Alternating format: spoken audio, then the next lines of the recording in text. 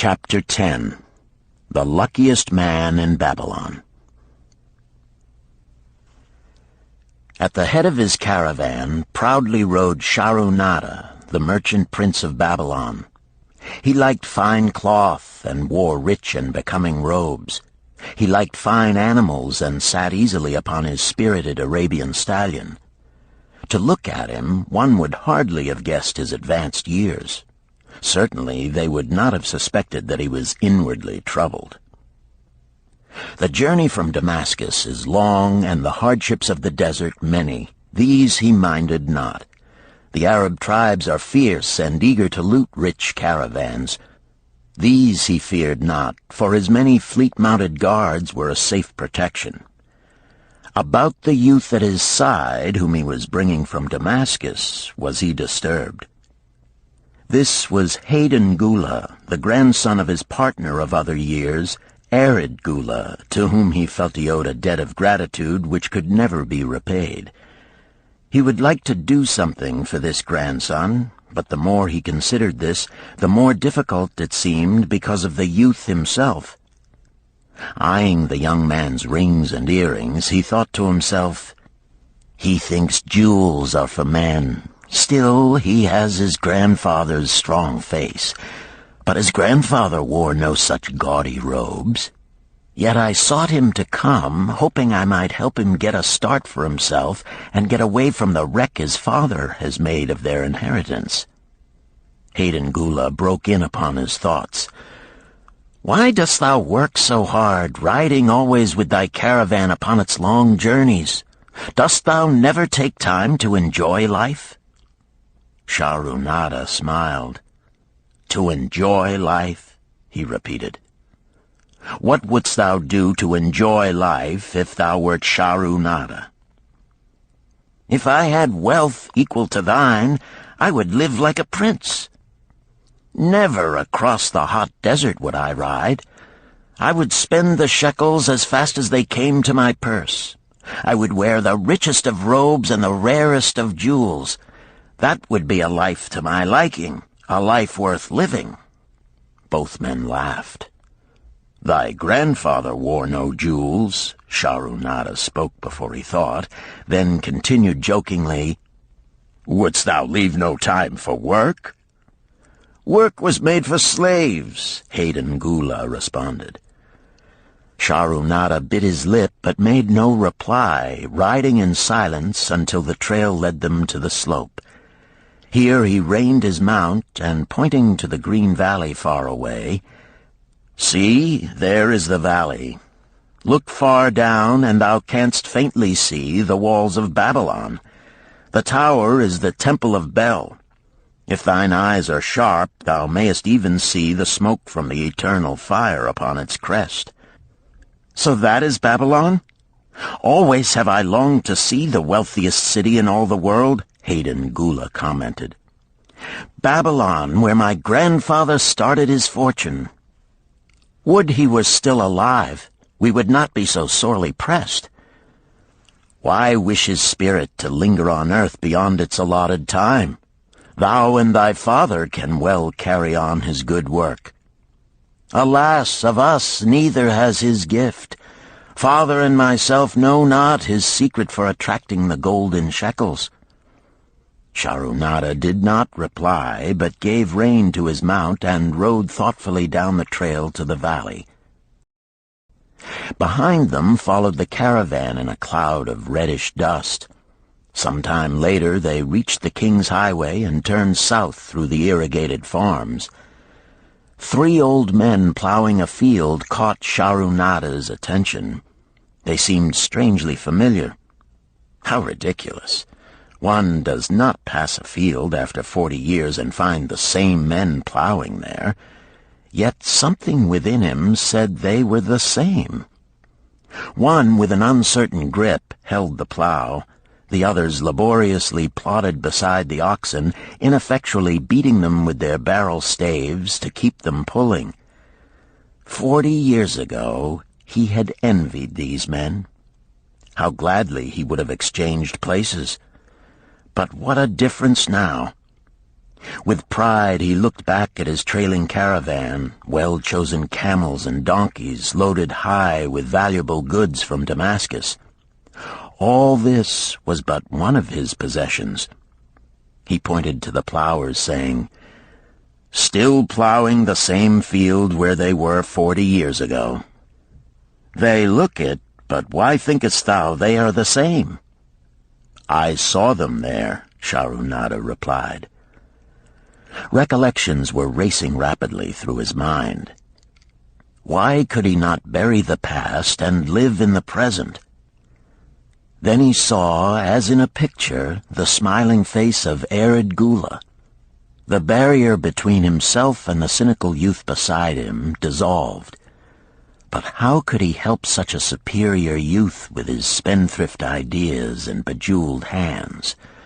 Work he could offer in plenty to willing workers, but not for men who considered themselves too good for work. Yet he owed it to Hadan Gula to do something, not a half-hearted attempt. He and Hadan Gula had never done things that way. They were not that sort of men. A plan came almost in a flash. There were objections. He must consider his own family and his own standing. It would be cruel. It would hurt.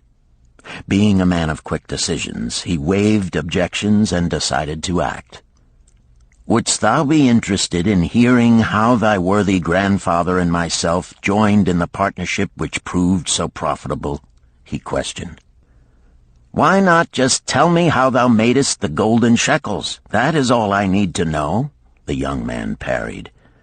Sharunada ignored the reply and continued, "We start with those men plowing.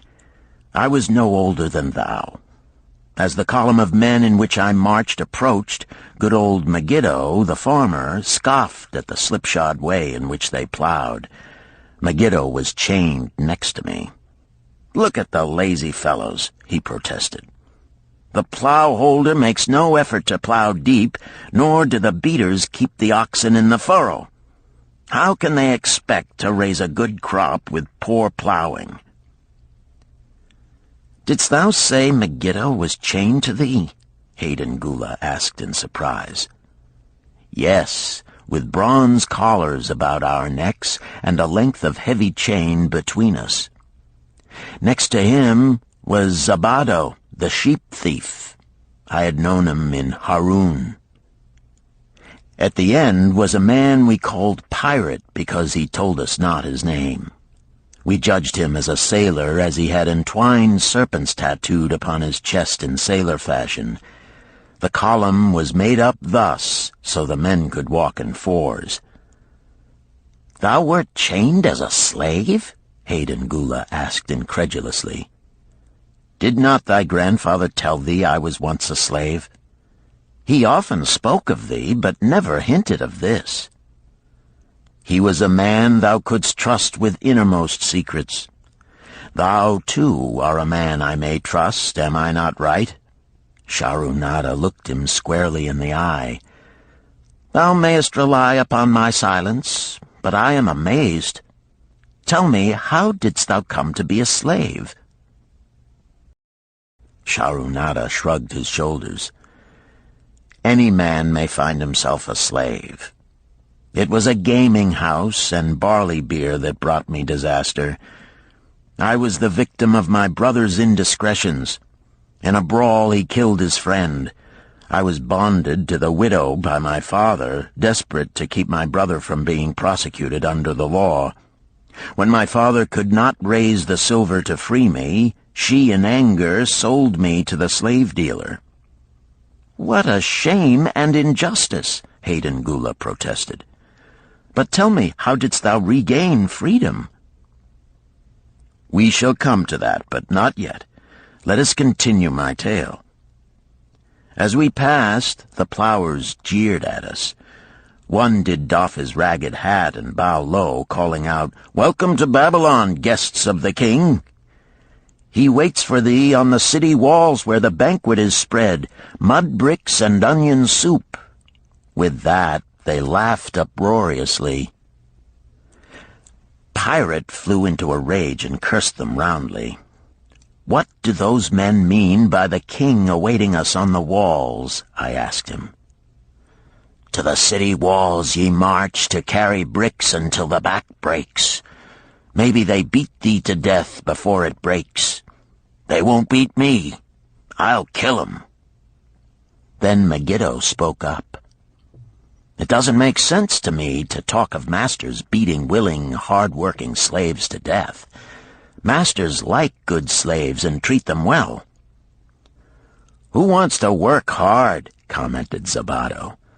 "Those plowers are wise fellows. They're not breaking their backs, just letting on as if they be."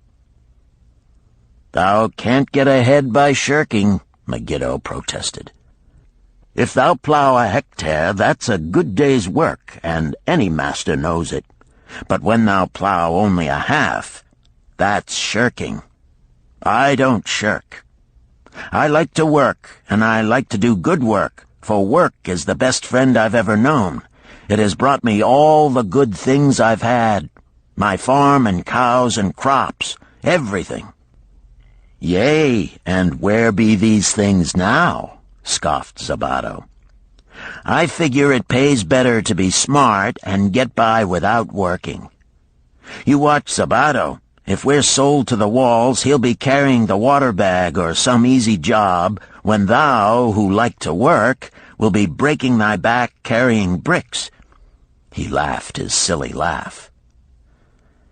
Terror gripped me that night. I could not sleep. I crowded close to the guard rope, and when the others slept, I attracted the attention of Godoso, who was doing the first guard watch. He was one of those brigand Arabs, the sort of rogue who, if he robbed thee of thy purse, would think he must also cut thy throat.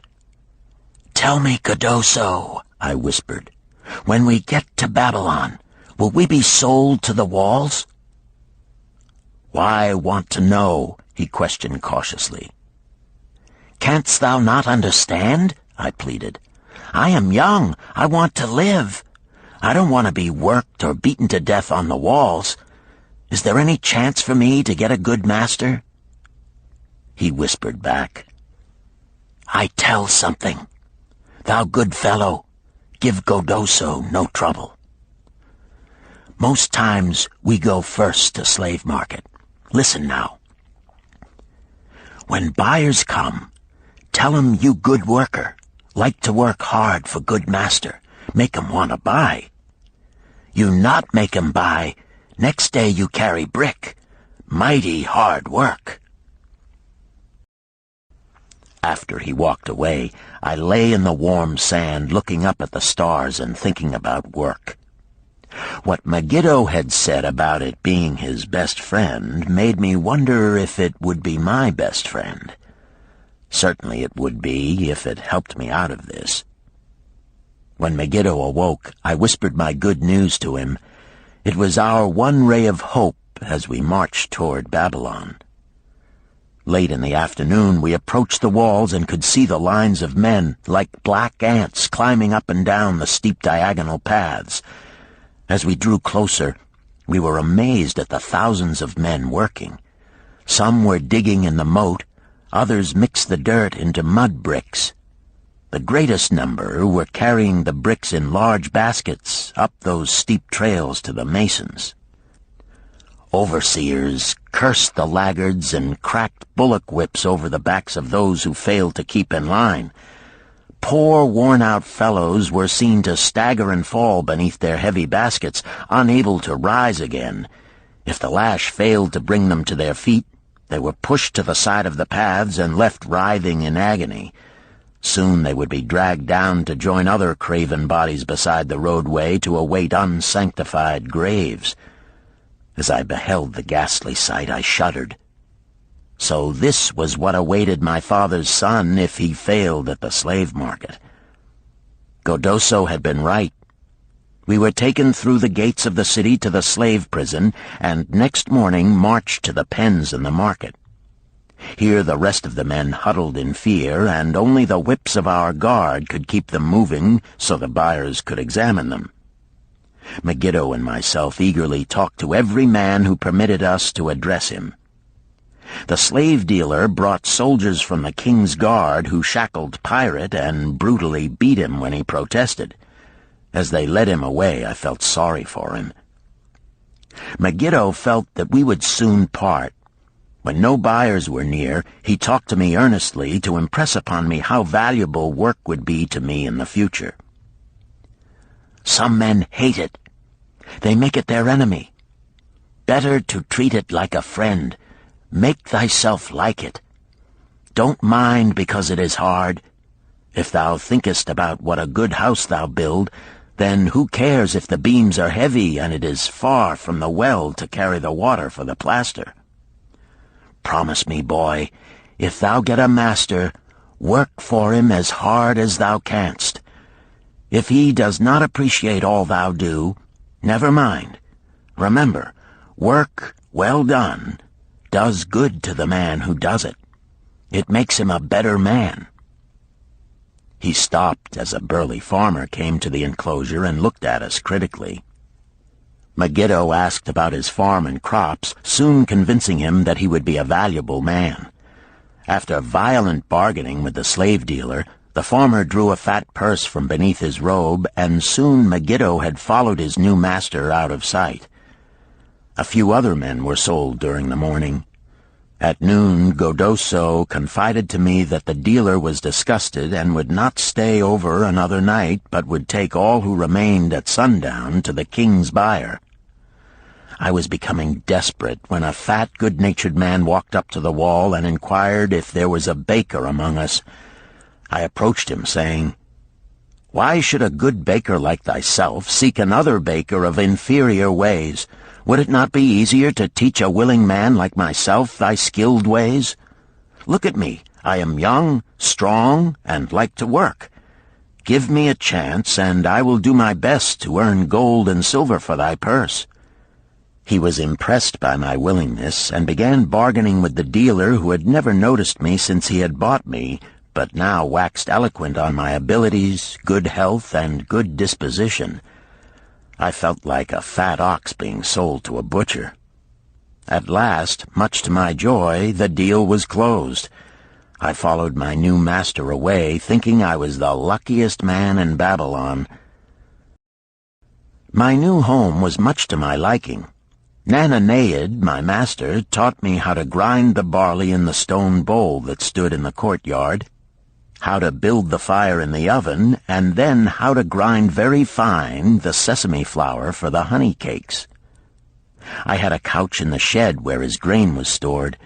The old slave housekeeper, Swasti, fed me well and was pleased at the way I helped her with the heavy tasks. Here was the chance I had longed for to make myself valuable to my master, and, I hoped, to find a way to earn my freedom. I asked Nananeid to show me how to knead the bread and to bake. This he did, much pleased at my willingness. Later, when I could do this well, I asked him to show me how to make the honey cakes, and soon I was doing all the baking. My master was glad to be idle, but Swasti shook her head in disapproval. "No work to do is bad for any man," she declared. I felt it was time for me to think of a way by which I might start to earn coins to buy my freedom. As the baking was finished at noon, I thought Nananeid would approve if I found profitable employment for the afternoons and might share my earnings with me. Then the thought came to me, why not bake more of the honey cakes and peddle them to hungry men upon the streets of the city? I presented my plan to Nananeid this way. "If I can use my afternoons after the baking is finished to earn for thee coins, would it be only fair for thee to share my earnings with me that I might have money of my own to spend for those things which every man desires and needs?" Fair enough," he admitted. When I told him of my plan to peddle our honey cakes, he was well pleased. "Here is what we will do," he suggested. "Thou sellest them at 2 for a penny, Then half of the pennies will be mine to pay for the flour and the honey and the wood to bake them. Of the rest I shall take half, and thou shalt keep half." I was much pleased by this generous offer that I might keep for myself 1/4 of my sales. That night I worked late to make a tray upon which to display them. Nananeid gave me one of his worn robes that I might look well, and Swasti helped me patch it and wash it clean. The next day I baked an extra supply of honey cakes. They looked brown and tempting upon the tray as I went along the street, loudly calling my wares. At first no one seemed interested, and I became discouraged. I kept on, and later in the afternoon, as men became hungry, the cakes began to sell, and soon my tray was empty. Nananeid was well pleased with my success and gladly paid me my share. I was delighted to own pennies. Megiddo had been right when he said a master appreciated good work from his slaves. That night I was so excited over my success I could hardly sleep, and tried to figure how much I could earn in a year and how many years would be required to buy my freedom. As I went forth with my tray of cakes every day, I soon found regular customers. One of these was none other than thy grandfather, Hadan Gula. He was a rug merchant and sold to the housewives, going from one end of the city to the other, accompanied by a donkey loaded high with rugs and a black slave to tend it. He would buy 2 cakes for himself and 2 for his slave, always tarrying to talk with me while they ate them. Thy grandfather said something to me one day that I shall always remember. "I like thy cakes, boy. But better still, I like the fine enterprise with which thou offerest them. Such spirit can carry thee far on the road to success." But how canst thou understand, Hadan Gula, what such words of encouragement could mean to a slave boy, lonesome in a great city, struggling with all he had in him to find a way out of his humiliation? As the months went by, I continued to add pennies to my purse. It began to have a comforting weight upon my belt. Work was proving to be my best friend, just as Megiddo had said. I was happy, but Swasti was worried. "Thy master, I fear to have him spend so much time at the gaming houses," she protested. I was overjoyed one day to meet my friend Megiddo upon the street. He was leading 3 donkeys loaded with vegetables to the market. "I am doing mighty well," he said. "My master does appreciate my good work, for now I am a foreman. See, he does trust the marketing to me. And also he is sending for my family. Work is helping me to recover from my great trouble. Someday it will help me to buy my freedom and once more own a farm of my own." Time went on, and Nananeid became more and more anxious for me to return from selling. He would be waiting when I returned, and would eagerly count and divide our money. He would also urge me to seek further markets and increase my sales. Often I went outside the city gates to solicit the overseers of the slaves building the walls. I hated to return to the disagreeable sights, but found the overseers liberal buyers. One day I was surprised to see Zabado waiting in line to fill his basket with bricks. He was gaunt and bent, and his back was covered with welts and sores from the whips of the overseers. I was sorry for him, and handed him a cake which he crushed into his mouth like a hungry animal. Seeing the greedy look in his eyes, I ran before he could grab my tray. "Why dost thou work so hard?" Hadan Gula said to me one day. "Almost the same question thou asked of me today, dost thou remember?" I told him what Megiddo had said about work and how it was proving to be my best friend. I showed him with pride my wallet of pennies and explained how I was saving them to buy my freedom. "When thou art free, "What wilt thou do?" he inquired. "Then," I answered, "I intend to become a merchant." At that he confided in me, something I had never suspected. "Thou knowest not that I also am a slave. I am in partnership with my master." "Stop!" demanded Hadan Gula. "I will not listen to lies defaming my grandfather. He was no slave." His eyes blazed in anger. Nada remained calm. "I honor him for rising above his misfortune and becoming a leading citizen of Damascus. Art thou his grandson, cast of the same mold? Art thou man enough to face true facts, or dost thou prefer to live under false illusions?" Hadan Gula straightened in his saddle. In a voice suppressed with deep emotion, he replied, "My grandfather was beloved by all. Countless were his good deeds. When the famine came, did not his gold buy grain in Egypt, and did not his caravan bring it to Damascus and distribute it to the people so none would starve? Now thou sayest he was but a despised slave in Babylon.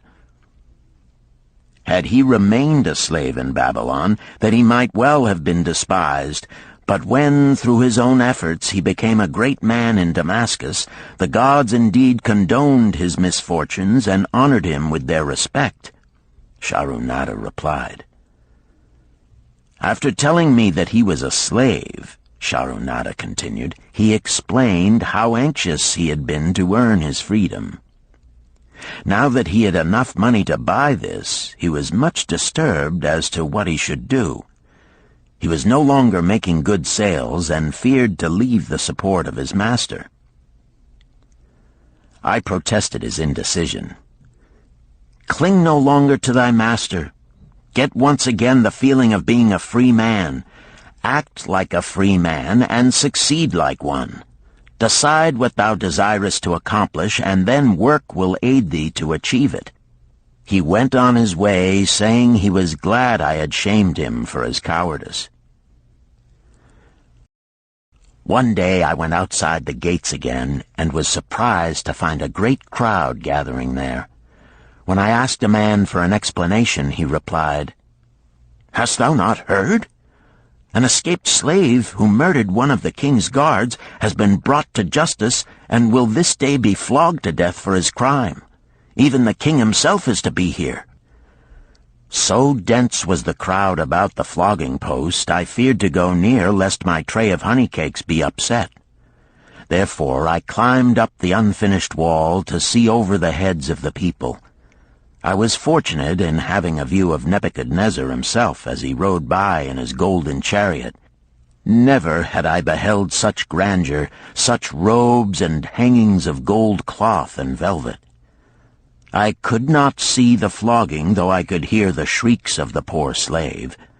I wondered how one so noble as our handsome king could endure to see such suffering, yet when I saw he was laughing and joking with his nobles, I knew he was cruel and understood why such inhuman tasks were demanded of the slaves building the walls. After the slave was dead, his body was hung upon a pole by a rope attached to his leg so all might see. As the crowd began to thin, I went close. On the hairy chest, I saw tattooed 2 entwined serpents. It was Pirate. The next time I met Hadan Gula, he was a changed man. Full of enthusiasm, he greeted me. "Behold, the slave thou knewest is now a free man. There was magic in thy words. Already my sales and my profits are increasing. My wife is overjoyed. She was a free woman, the niece of my master. She much desires that we move to a strange city where no man shall know I was once a slave. Thus our children shall be above reproach for their father's misfortune. Work has become my best helper. It has enabled me to recapture my confidence and my skill to sell." I was overjoyed that I had been able, even in a small way, to repay him for the encouragement he had given me. One evening Swasti came to me in deep distress. "Thy master is in trouble. I fear for him. Some months ago he lost much at the gaming tables. He pays not the farmer for his grain, nor his honey. He pays not the money-lender. They are angry and threaten him." "Why should we worry over his folly? We are not his keepers," I replied thoughtlessly. "Foolish youth, thou understandest not. To the money-lender didst he give thy title to secure a loan? Under the law he can claim thee and sell thee. I know not what to do. He is a good master. Why, oh, why should such trouble come upon him?" Not were Swasti's fears groundless. While I was doing the baking next morning, the money-lender returned with a man he called Sasi. This man looked me over and said I would do. The money-lender waited not for my master to return, but told Swasti to tell him he had taken me. With only the robe on my back and the purse of pennies hanging safely from my belt, I was hurried away from the unfinished baking. I was whirled away from my dearest hopes as the hurricane snatches the tree from the forest and casts it into the surging sea. Again a gaming house and barley beer had caused me disaster. Sasi was a blunt, gruff man. As he led me across the city, I told him of the good work I had been doing for Nananeid, and said I hoped to do good work for him. His reply offered no encouragement. "I like not this work. My master likes it not. The king has told him to send me to build a section of the Grand Canal. Master tells Sasi to buy more slaves, work hard, and finish quick. Bah! How can any man finish a big job quick?" Picture a desert with not a tree, just low shrubs and a sun burning with such fury the water in our barrels became so hot we could scarcely drink it.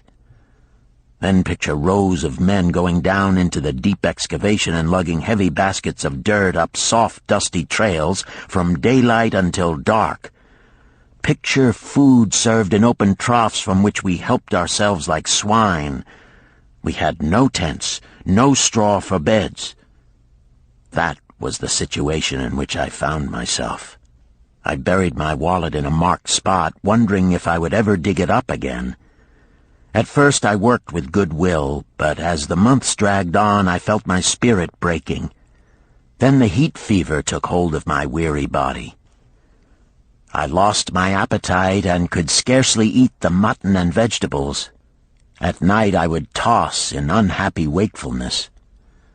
In my misery I wondered if Zabado had not the best plan, to shirk and keep his back from being broken in work. Then I recalled my last sight of him and knew his plan was not good. I thought of Pirate with his bitterness and wondered if it might be just as well to fight and kill. The memory of his bleeding body reminded me that his plan was also useless. Then I remembered my last sight of Megiddo. His hands were deeply calloused from hard work, but his heart was light and there was happiness on his face. His was the best plan. Yet I was just as willing to work as Megiddo. He could not have worked harder than I. Why did not my work bring me happiness and success? Was it work that brought Megiddo happiness, or was happiness and success merely in the laps of the gods? Was I to work the rest of my life without gaining my desires, without happiness and success? All of these questions were jumbled in my mind, and I had not an answer. Indeed, I was sorely confused. Several days later, when it seemed that I was at the end of my endurance and my questions still unanswered, Sasi sent for me. A messenger had come from my master to take me back to Babylon. I dug up my precious wallet, wrapped myself in the tattered remnants of my robe, and was on my way. As we rode, the same thoughts of a hurricane whirling me hither and thither kept racing through my feverish brain. I seemed to be living the weird words of a chant from my native town of Harun. besetting a man like a whirlwind, driving him like a storm, whose course no one can follow, whose destiny no one can foretell. Was I destined to be ever thus punished for I knew not what? What new miseries and disappointments awaited me? When we rode to the courtyard of my master's house, imagine my surprise when I saw Hadan Gula awaiting me. He helped me down and hugged me like a long-lost brother. As we went our way, I would have followed him as a slave should follow his master, but he would not permit me. He put his arm about me, saying, "I hunted everywhere for thee. When I had almost given up hope, I did meet Swasti, who told me of the money-lender who directed me to thy noble owner. A hard bargain he did drive, and made me pay an outrageous price. But thou art worth it. Thy philosophy and thy enterprise have been my inspiration to this new success." "Megiddo's philosophy, not mine," I interrupted. "Megiddo's and thine. Thanks to thee both, we are going to Damascus, and I need thee for my partner." "See," he exclaimed, "in one moment thou wilt be a free man." So saying, he drew from beneath his robe the clay tablet carrying my title. This he raised above his head and hurled it to break in 100 pieces upon the cobblestones. With glee he stamped upon the fragments until they were but dust. Tears of gratitude filled my eyes. I knew I was the luckiest man in Babylon. Work, thou see, by this, in the time of my greatest distress, didst prove to be my best friend. My willingness to work enabled me to escape from being sold to join the slave gangs upon the walls. It also so impressed thy grandfather, he selected me for his partner. Then Hadan Gula questioned, "Was work my grandfather's secret key to the golden shekels?" "It was the only key he had when I first knew him," Sharunada replied. "Thy grandfather enjoyed working. The gods appreciated his efforts and rewarded him liberally." "I begin to see," Hadan Gula was speaking thoughtfully. "Work attracted his many friends who admired his industry and the success it brought. Work brought him the honors he enjoyed so much in Damascus. Work brought him all those things I have approved. And I thought work was fit only for slaves." "Life is rich with many pleasures for men to enjoy," Sharunada commented. "Each has its place. I am glad that work is not reserved for slaves. Were that the case, I would be deprived of my greatest pleasure. Many things do I enjoy, but nothing takes the place of work." Sharunada and Hadan Gula rode in the shadows of the towering walls up to the massive bronze gates of Babylon. At their approach, the gate guards jumped to attention and respectfully saluted an honored citizen. With head held high, Sharunada led the long caravan through the gates and up the streets of the city. "I have always hoped to be a man like my grandfather," Hadan Gula confided to him. "Never before did I realize just what kind of man he was. This thou hast shown me. Now that I understand, I do admire him all the more and feel more determined to be like him. I fear I can never repay thee for giving me the true key to his success. From this day forth I shall use his key. I shall start humbly as he started, which befits my true station far better than jewels and fine robes." So saying, Hadan Gula pulled the jeweled baubles from his ears and the rings from his fingers. Then, reining his horse, he dropped back and rode with deep respect behind the leader of the caravan.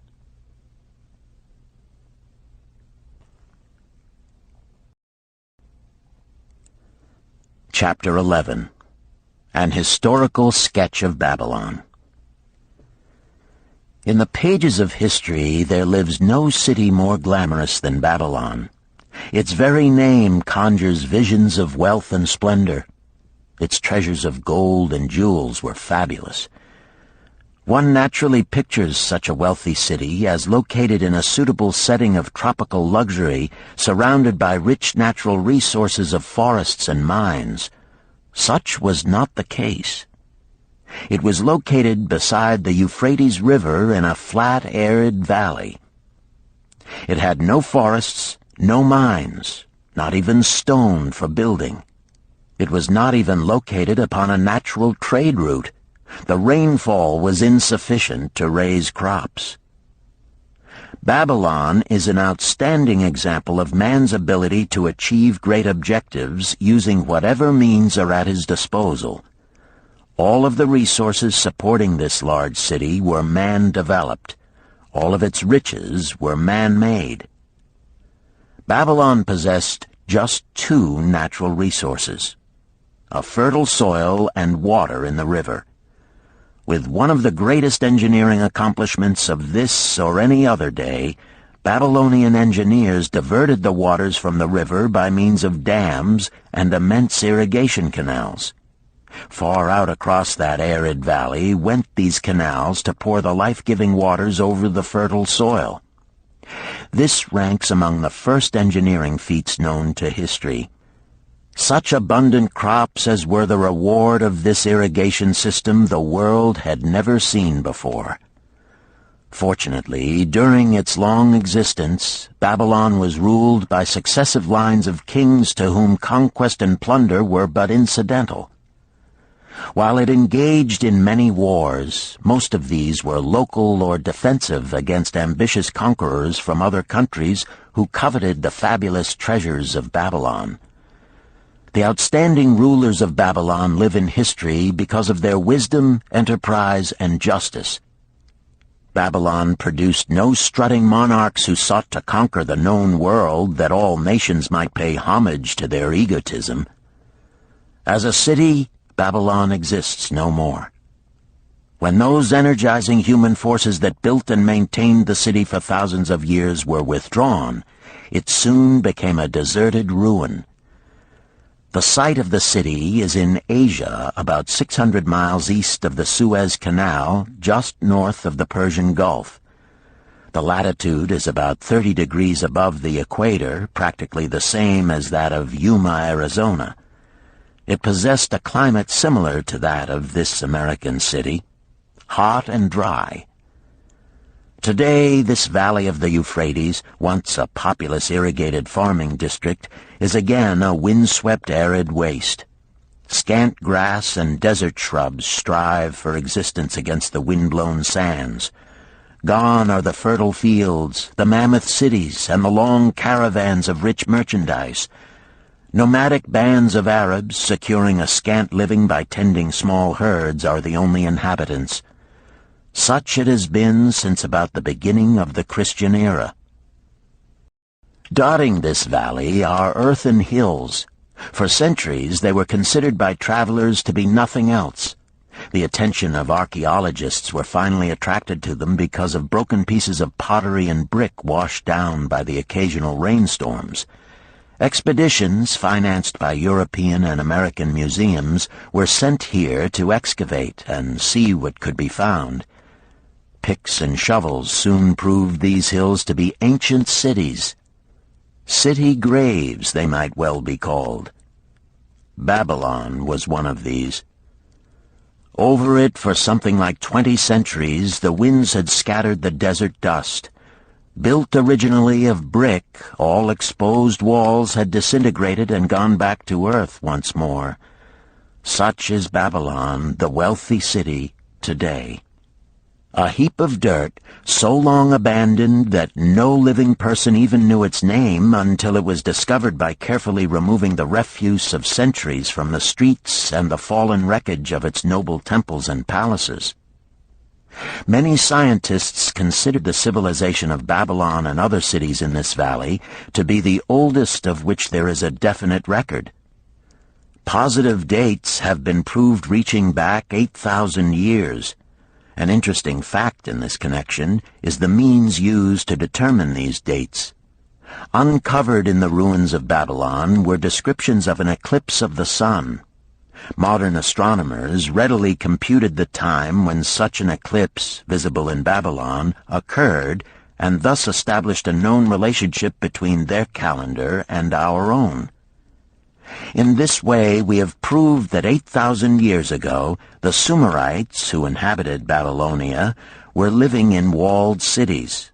One can only conjecture for how many centuries previous such cities had existed. Their inhabitants were not mere barbarians living within protecting walls. They were an educated and enlightened people.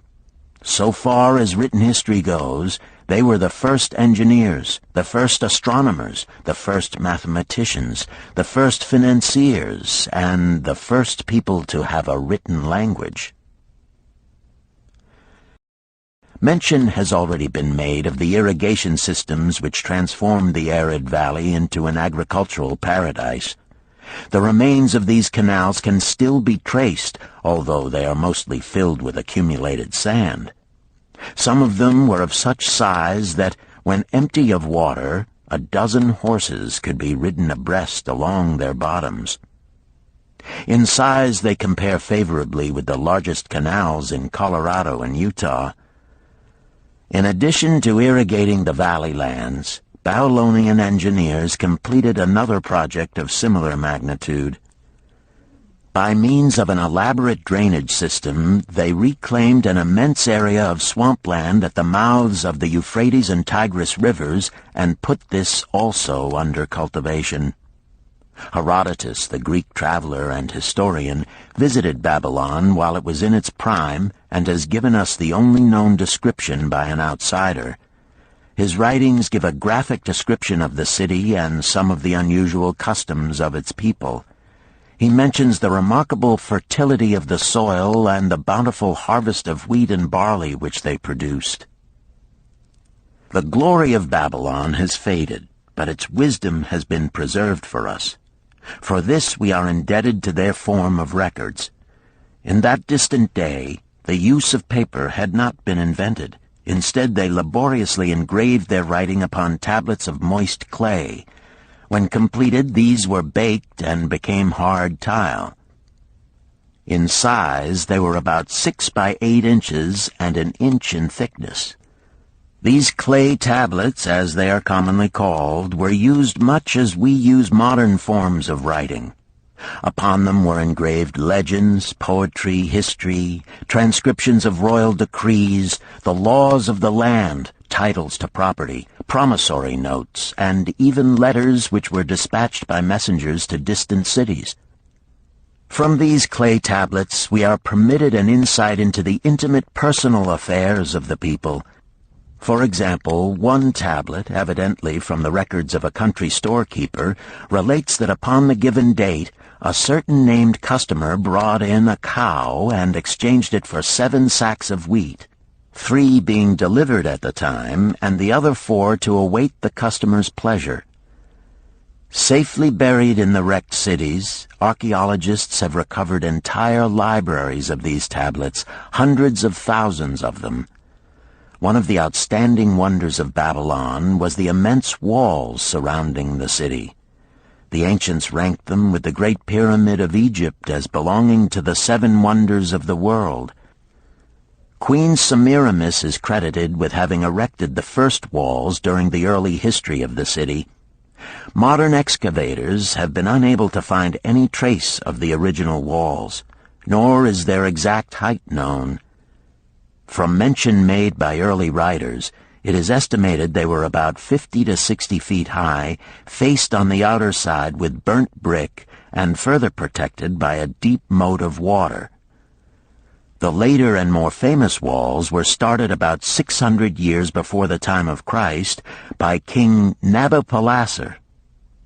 Upon such a gigantic scale did he plan the rebuilding, he did not live to see the work finished.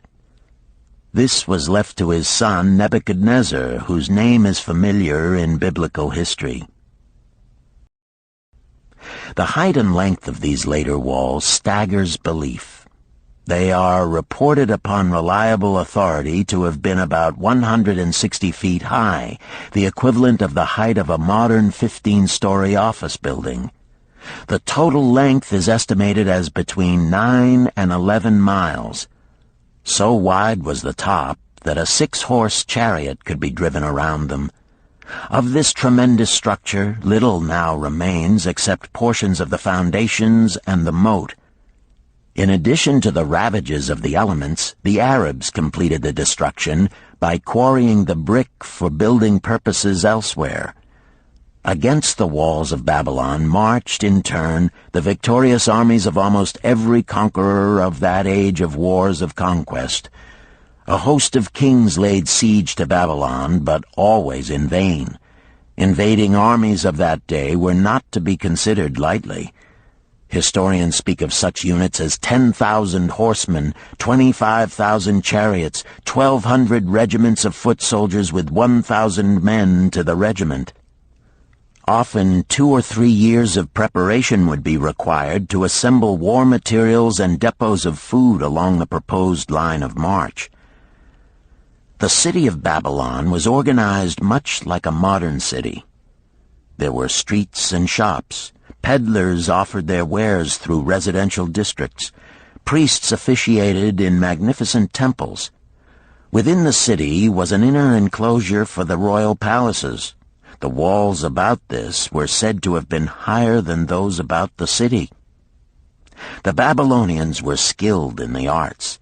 These included sculpture, painting, weaving, gold working, and the manufacture of metal weapons and agricultural implements. Their jewelers created most artistic jewelry. Many samples have been recovered from the graves of its wealthy citizens and are now on exhibition in the leading museums of the world. At a very early period, when the rest of the world was still hacking at trees with stone-headed axes, or hunting and fighting with flint-pointed spears and arrows, the Babylonians were using axes, spears, and arrows with metal heads.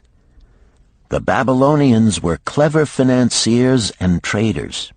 So far as we know, they were the original inventors of money as a means of exchange, of promissory notes, and written titles to property. Babylon was never entered by hostile armies until about 540 years before the birth of Christ. Even then the walls were not captured. The story of the fall of Babylon is most unusual. Cyrus, one of the great conquerors of that period, intended to attack the city and hoped to take its impregnable walls. Advisors of Nabonidus, the king of Babylon, persuaded him to go forth to meet Cyrus and give him battle without waiting for the city to be besieged. In the succeeding defeat to the Babylonian army, it fled away from the city. Cyrus thereupon entered the open gates and took possession without resistance. Thereafter the power and prestige of the city gradually waned until, in the course of a few hundred years, it was eventually abandoned, deserted, left for the winds and storms to level once again to that desert earth from which its grandeur had originally been built. Babylon had fallen, never to rise again. But to it, civilization owes much. The eons of time have crumbled to dust the proud walls of its temples, but the wisdom of Babylon endures.